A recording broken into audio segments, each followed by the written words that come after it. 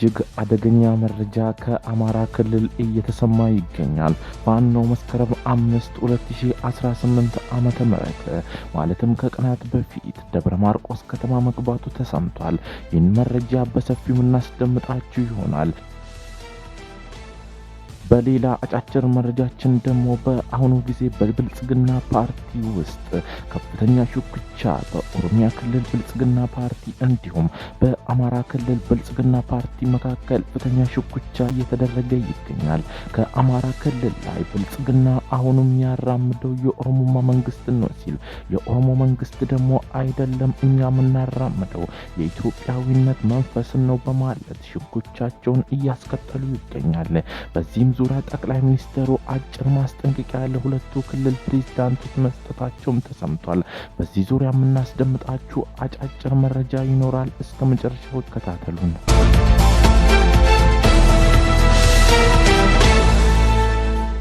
በአማራ ክልል እየተካሄደው የሚገኘው ውጊያ በአሁኑ ጊዜ በሁሉም ረድፍ እየተባባሰ እየመጣ ሲሆን ይህም ደግሞ የክረምቱን ወቅት በከፍተኛው ጦርነት ውስጥ የነበረው ክልሉ አሁንም በጸደይ ወቅት ከፍተኛ ውጊያ እያካሄደ እንደሚገኝ ነው የተዘገበው።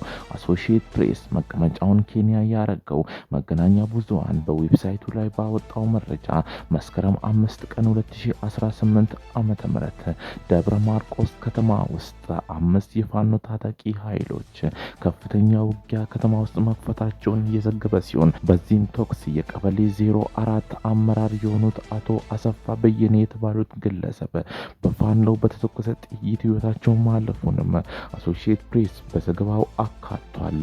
ይህም የሆነበት ምክንያት የፋኖ ኃይል በደብረ ማርቆስ ከተማ አቅራቢያ ሙሉ በሙሉ ኃይሉን እየተጠቀመ እንደሚገኝና ከዚህም ጋር በተገናኘ በአሁኑ ጊዜ በአካባቢው ከፍተኛ ጦርነት እየተካሄደ እንደሚገኝና የመከላከያ ኃይሉም ውጊያ ከአቅሙ በላይ ስለሆነ የሪፐብሊካን ጋርድ በአፋጣኝ በሄሊኮፕተር በደብረ ማርቆስ እንዲመጡ ትዕዛዝ ማስተላለፉን ነው የተሰማም። ከዚህም ጋር በተገናኘ ከመስከረም 5 ጀምሮ የሪፐብሊካን ኃይሉ በደብረ ዘይት በሚገኘው የመከላከያ አየር ኃይል በመነሳት በሄሊኮፕተር ደብረ ማርቆስ ከተማ ላይ እየተራገፉ እንደሆነ ነው የተሰማው።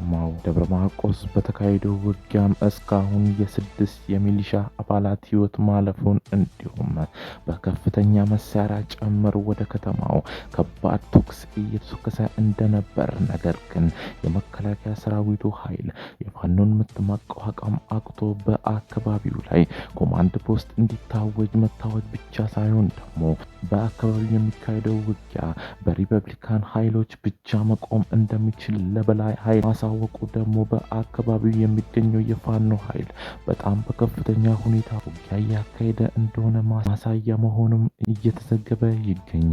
ጋር በተገናኘ የጦርነት ቀጠና እየሆነ የመጣው ክልሉ አመራሩ ማለትም የብልጽግና ፓርቲ የአማራ ክልል ቅርንጫፍ ክልሉን ሙሉ በሙሉ በፖለቲካው ኃይል እንዲሁም በሲቪል አመራር ማስተዳደር ስላልቻለ ክልሉ ፓራላይዝድ እየሆነ ስለመምጣቱ ከፍተኛ በላይ ኃይላት ስብሰባ ባደረጉበት በባህር ዳር ከተማ መስከረም 6 2018 ዓመተ ምህረት ውይይት አካሂዷል።